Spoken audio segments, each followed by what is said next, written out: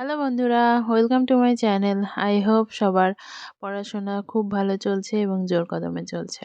আমি আজ 4:10-এ উঠেছি। উঠে ফ্রেশ হয়ে এক্সারসাইজ করে তারপরে কিছু কাজ ছিল সেগুলো কমপ্লিট করে একবারে বসেছি। কারণ আজকে মক টেস্ট দেবো, রবিবার আজ। তো কালকের রুটিনে দেখেছো রবিবার দিন মক টেস্ট, প্র্যাকটিস সেট এগুলো রেখেছি। তো মক টেস্ট দেবো। জানি প্রিপারেশান একদম ভালো নেই, কিছুই কমপ্লিট হয়নি, তারপরে যেটুকু হয়। তো মক টেস্টটা দেবো। আমি যে বইটা ফুড এসআইয়ের জন্য কিনেছিলাম তার সাথে একটা ফ্রি মক টেস্ট দেওয়া ছিল। ওএমআর শিট সহ মক টেস্ট ছিল, কয়েকটা আছে, 5টা কি 6টা আছে। তো সেখান থেকে একটা মক টেস্ট আজকে দেবো, একটা সেট। তো দেখি কতদূর কি হয়েছে আর আমার অবস্থা কি। মক টেস্ট না দিলে বোঝা যায় না যে প্রিপারেশনটা কেমন কি এগোচ্ছে বা কতটা কি পড়তে হবে। মক টেস্ট দিলে সেটা বোঝা যায়। তো এখানে 50টা জিকে এবং 50টা ম্যাথ আছে। ম্যাথের অবস্থা তো খুবই খারাপ জানি আমি। তো ম্যাথ জানি না কি হবে। তো দেখতে থাকো, আমি পুরোটা মক টেস্টটা অনেকটাই টাইম লেগেছে। হ্যাঁ, আমি টাইম ধরে মক টেস্ট দেইনি, এটা ঠিক। 1 ঘন্টা 1.5 ঘন্টা এরকম টাইম রাখিনি।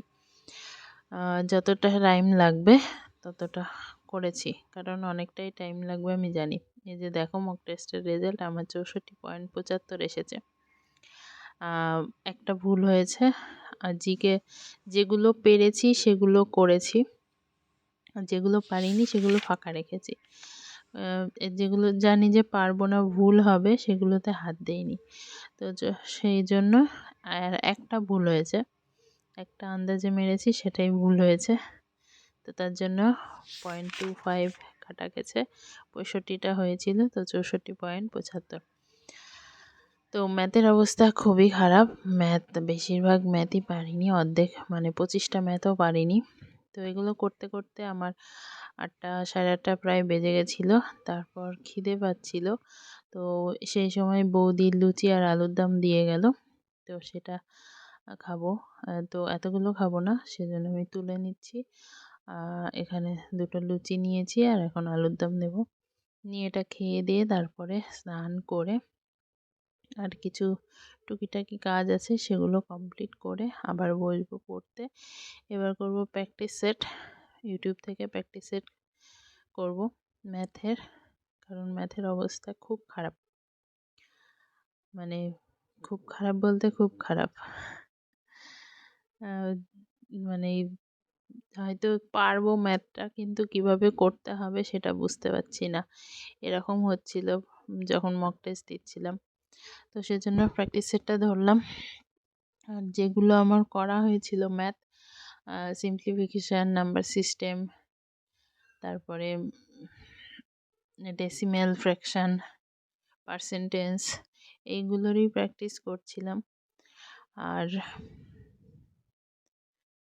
যে রুটিনটা ধরে আমি এগোচ্ছি, যে রুটিনটা নতুন করেছি, তার জন্য কিছু জিনিস আমাকে নোট করতে হবে, সেগুলোও আজকে করব, যাতে সামনের সপ্তাহটা আর নোট করা না লাগে, শুধু পড়ে যেতে পারি। তো দেখি কতটা টাইম পাই।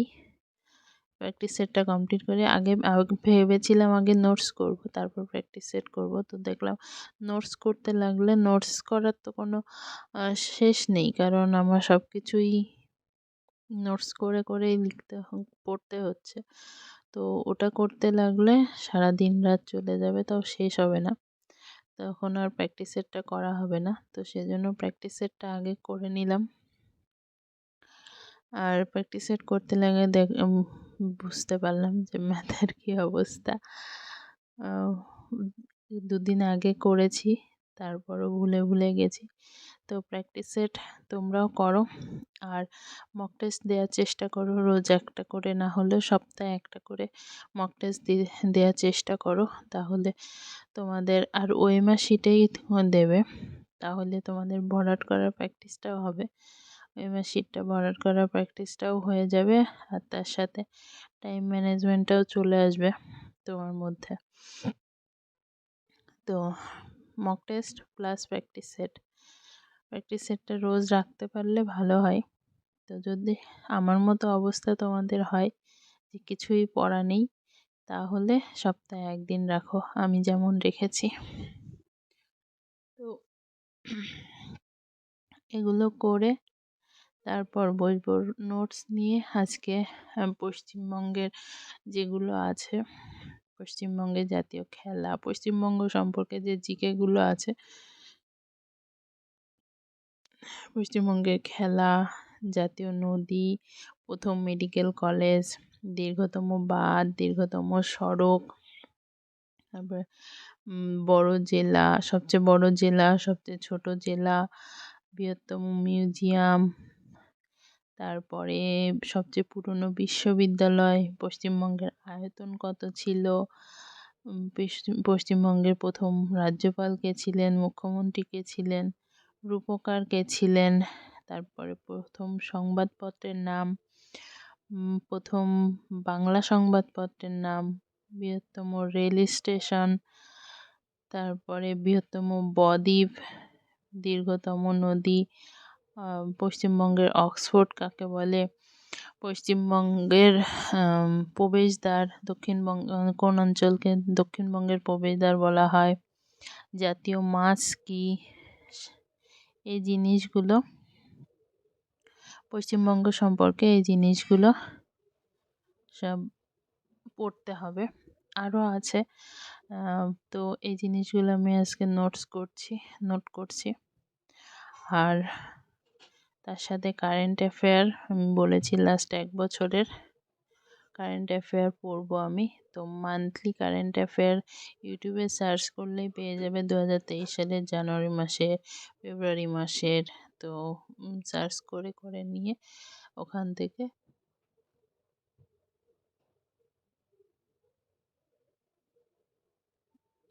তোমরা খাতায় লিখে নিয়ে এখান থেকে পড়তে পারো। আর হাতে লিখলে কি হয় বলো তো, মাথায় ভালো, ব্রেনে ওটা তাড়াতাড়ি ক্যাচ করে। কথায় আছে না, 7 বার পড়ে যেটুকু মনে থাকবে, একবার লিখলে সেটা বেশি মনে থাকবে। তো সেই জন্য লেখার চেষ্টা করবে তোমরা। আমিও যতটা পারি লেখার চেষ্টা করি, আর লিখলে সেটা মুখস্থ করতেও সময় কম লাগে। যত লিখবে হাতের স্পিডটাও বাড়বে, এবং এতে তোমার ক্লার্কশিপে যখন মেন্স এক্সাম হবে সেখানে তোমার ওটা কাজে দেবে। হাতের স্পিড, তাড়াতাড়ি অল্প সময়ের মধ্যে লিখে আসতে পারবে। তো আজ আর কথা বাড়াচ্ছি না, এখানেই শেষ করছি। যদি ভালো লাগে লাইক কমেন্ট শেয়ার করে দিও। আর গুড নাইট, টাটা।